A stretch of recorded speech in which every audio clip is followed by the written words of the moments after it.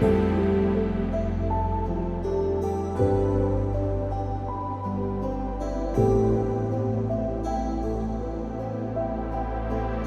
we're very excited because the government has shown their engagement with their team here present with us, and they are also having a dashboard that will help us to monitor and to guide the sanitation within the cities and the region that we undertaking with that project and program of the World Bank. We also have the cities and the region that now have a PIP and a plan, and it helps them having a vision. Now the question is, how does the city will be able to put that vision into practice?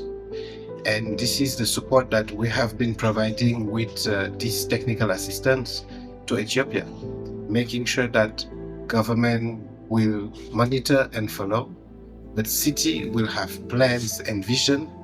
And it's only once you have those steps that you can invite more donors, more stakeholders. So this is exactly what we're doing here in our side, because all city might have a plan, but their current situation might differ.